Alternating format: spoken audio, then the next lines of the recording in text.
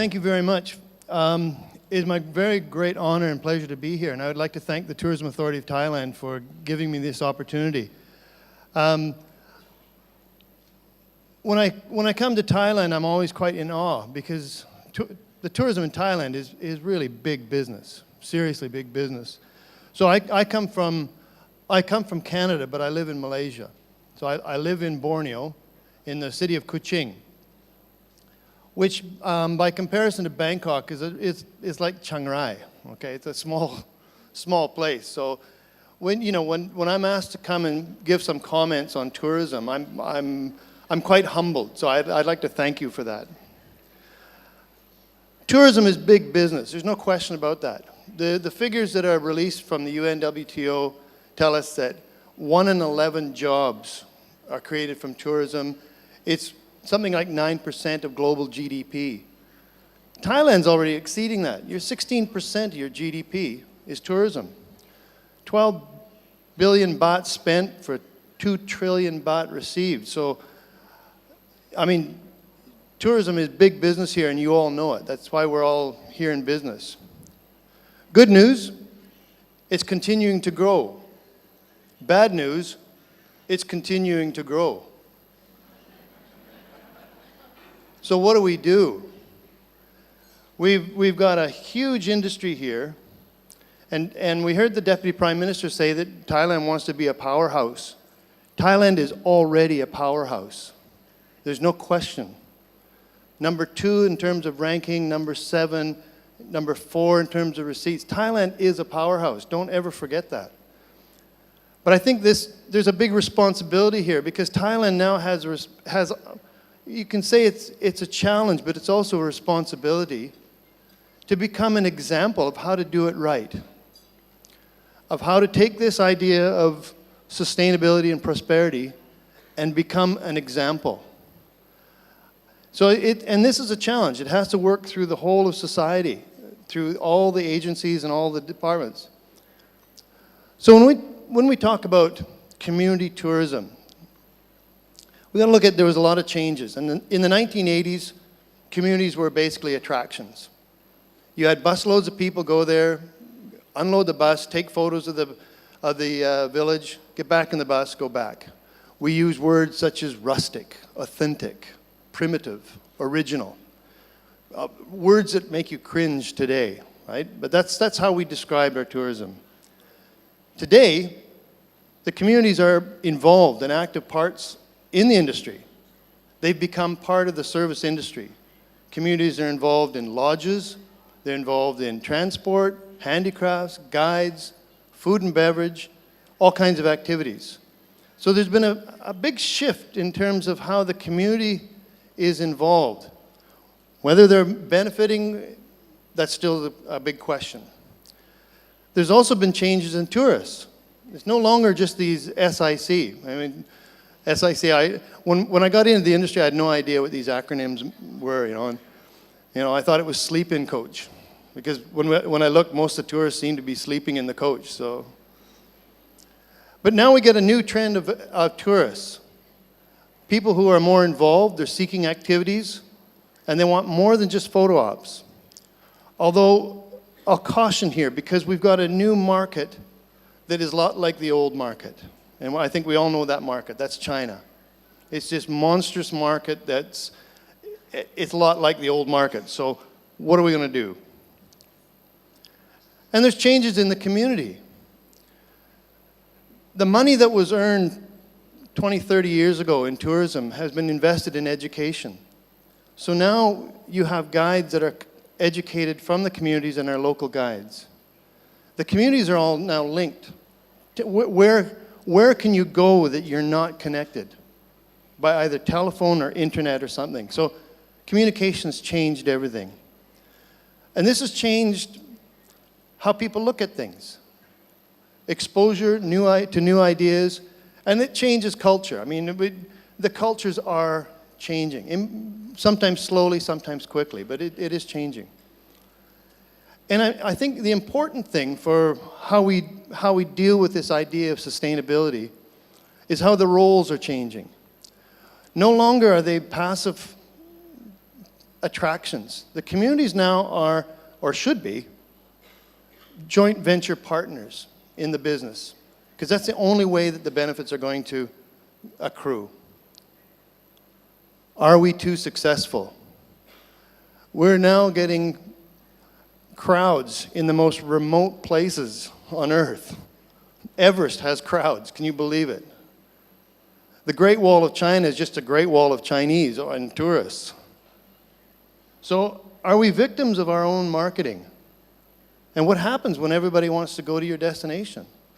And I think this is the question that Thailand needs to ask. I mean, Thailand is a big, important attraction. I mean, Thailand has a crisis, and then people still keep coming. I mean, the value of your attraction is so strong, and it's tough to manage that. And how do we sustain this growth? We talk about growth, and how do we manage this growth? And when do we decide too much it's just too much? So there's a lot of challenges. Some of these challenges, and we're looking at how the benefits reach the community, how we channel tourism benefits towards preservation and protection, not just of communities, but of natural sites, of important natural heritage. How do we prevent the leakages? And this is an important thing. There's a lot of investment in tourism, but how much of it actually stays in country? And it's important to make sure that we're not, we're receiving millions of baht in, but how much is leaking out buying imported goods or going to imported investors? And this idea of carrying capacities. I had a discussion this morning on this carrying capacities, and this is a biological construct. It doesn't really work. It works in biology when you have death and dying. You have too many wolves and they eat up all the rabbits. Something dies in there. We can't quite do that with tourism, right? So carrying capacity is not quite something we can work with. How do we measure our success? Is our success in the number of tourists coming in and increasing that? Do we measure success by the amount of money is being spent? The number of new jobs that have been created? So deciding on how we measure the success is very important, because that's going to dictate what we do to get there.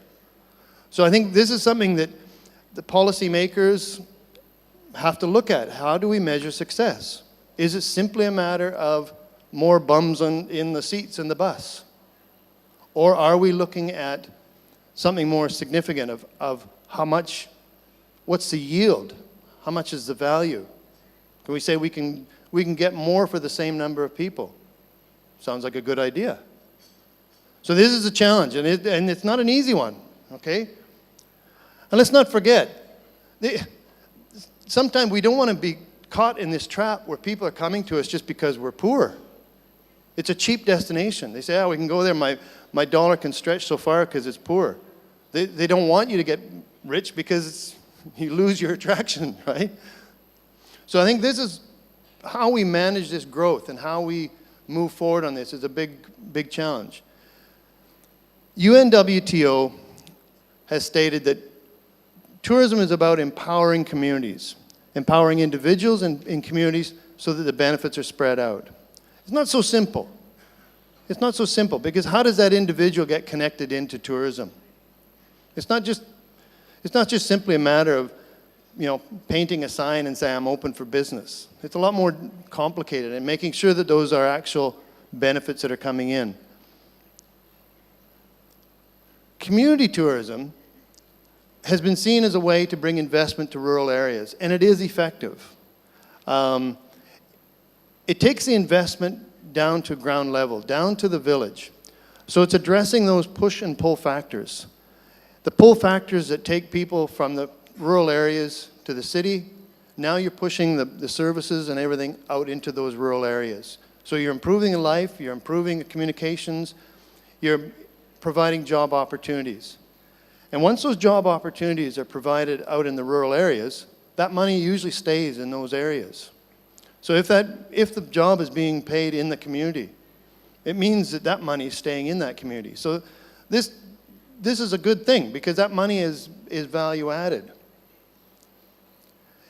The other thing is that rural tourism and community tourism brings opportunities to women. They don't have to move to the city. They can participate in the workforce in their communities, and they're able to work at home and still look after their families. I don't know about your household, but I know my household. I know who controls the money. Not me. Not me. So women have much better control over household incomes and where that money is spent.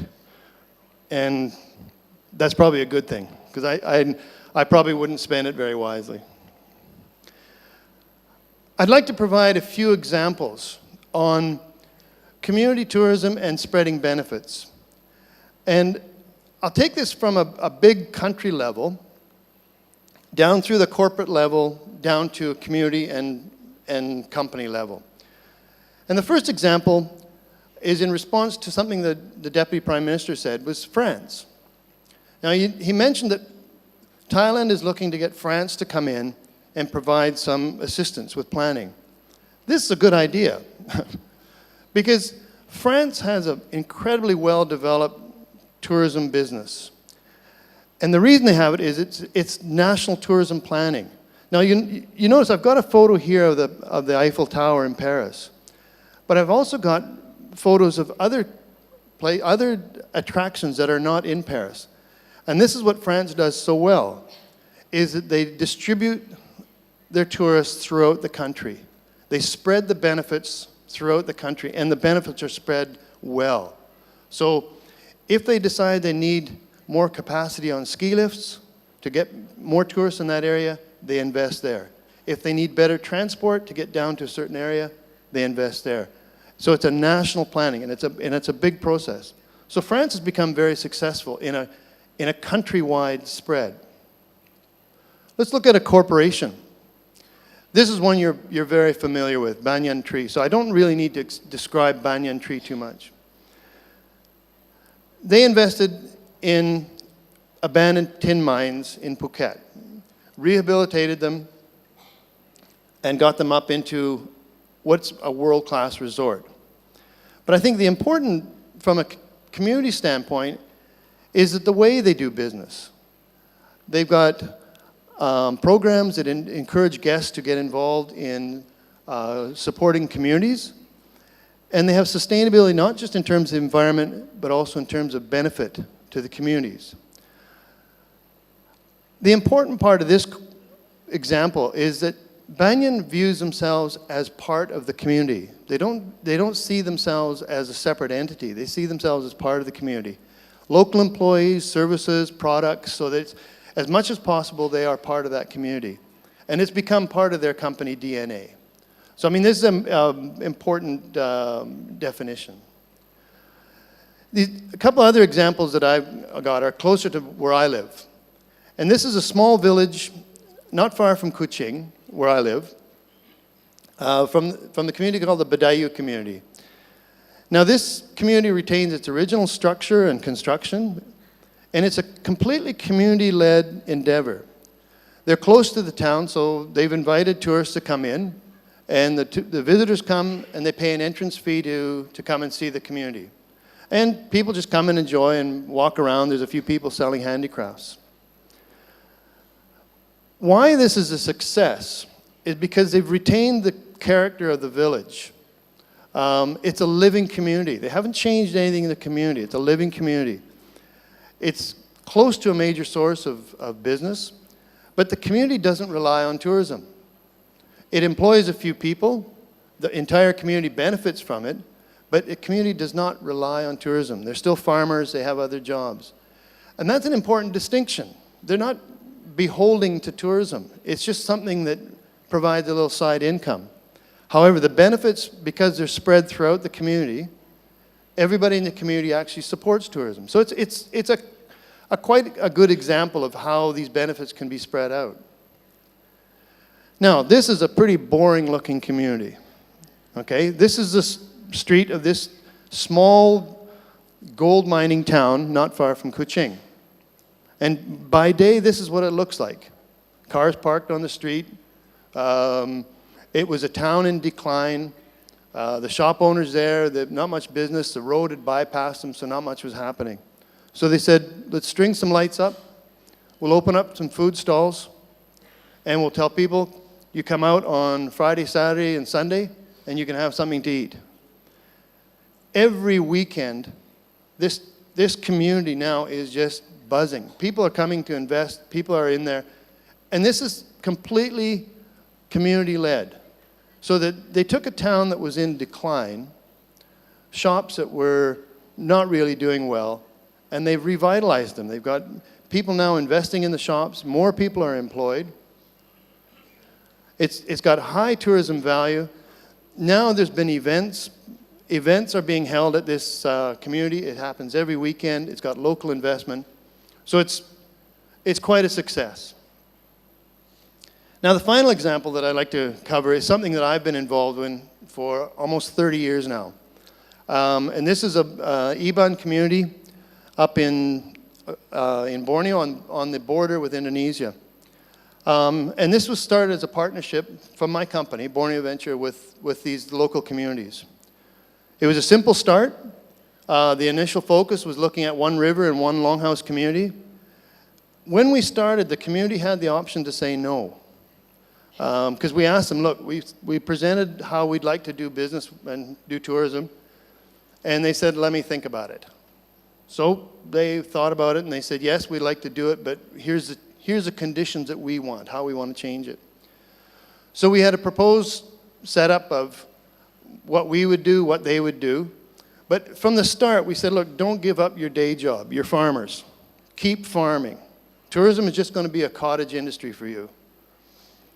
Today, this has become, it's an award-winning product. It's received some recognition. It now involves 5 communities and a 6th community part-time. The facilities include lodges, jungle camps, a trail network. Borneo Adventure is not only a tourism partner, but we've also become a voice to help support community views and community problems. It's still small. It's 2,000 visitors per year. So it's not big business, but it's a model that can be actually replicated. It does provide substantial economic benefits. The local people are involved. Anybody who can work is employed. So people have been asked us, how many people do you employ? Well, we employ everybody. You know, the community works on a roster system, so they decide who works. We basically use the community as a subcontractor. So it's a partnership with them as a subcontractor. It's niche, it's not mass, and it's not cheap. It is expensive, but we don't get many people complaining. The value of going up there, of seeing what they're doing, is good, and it is high value. Importantly, what it's done is it's brought the communities involved in conservation. And this is something that we couldn't do unless the community is receiving some benefit. If we'd gone in there and said, okay, look, we want to do conservation. The community said, what's in it for me, right? Once we got some benefits, some money flowing into their pockets, then we could talk about conservation.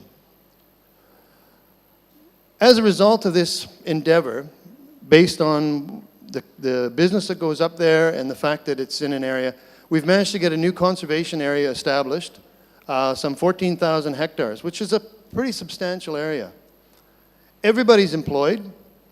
Women are employed, importantly. So it's equal employment across genders.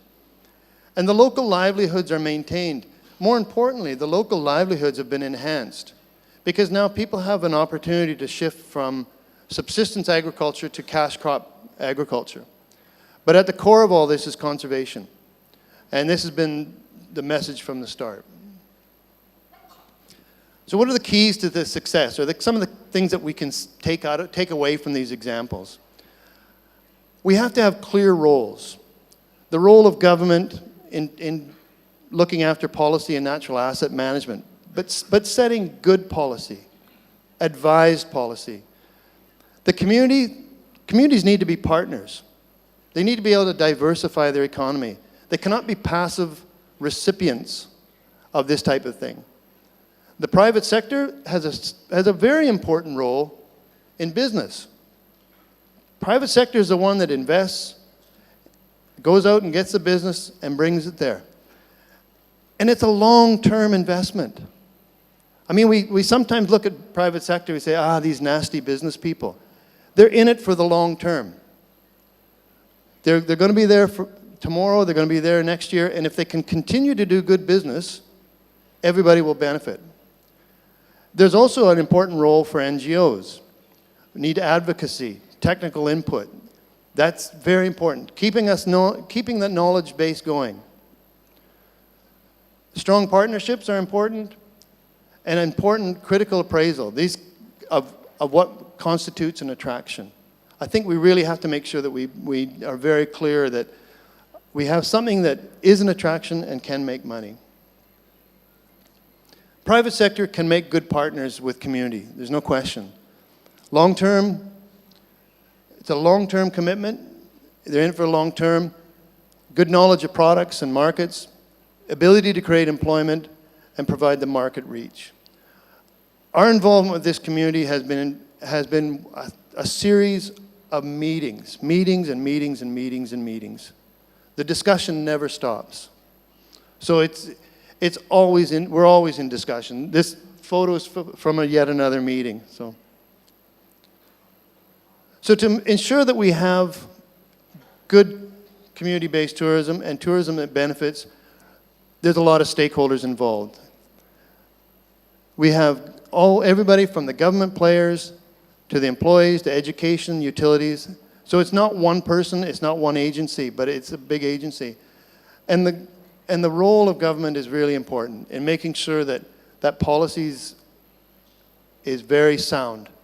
And right now in Thailand, the challenge is to come up with a policy that does actually meet the sustainability and those goals. How those goals are set is important. How we measure the success and how we measure that is also very challenging. And I think that's where forums like this are important, because this helps to shape what is our target, what is our goal, what is it that we want to achieve out of this. So briefly concluding, tourism does have the potential to bring about economic opportunities and employment. There's no question about it. But expectations have to be realistic. They have to be realistic from the community, they have to be realistic from the government, have to be realistic from the private sector. Private sector has an important role, but needs to be guided by good, sound policy. Private sector needs a fence, the fence to work within. If it's a good fence, then we'll have good business. So that's the role of the government, is coming in with a good policy. Maybe more numbers isn't what we need. Maybe we've got more than enough numbers. Maybe we have to look at how we shape that yield, how we manage that. Long-term business view is what we have to look at, and it's encouraging to see that Thailand is looking at a 20-year plan. But as a word of caution, that 20-year plan, if it's just a 20-year plan like this, at some stage, that growth is going to really create a big problem. And of course, the social environment is something that we need to continually nurture and manage, because at the ground level, it's changing, and that's a hard thing to manage sometimes. I wish you in Thailand all the best of luck. You've got a fantastic base to start off with. I think the products in this country are unbelievable. You've got so many natural areas, so many national parks. I think with good policy and good management and spreading that business, I'm sure that the economic benefits will be spread throughout the country. Thank you very much for your time.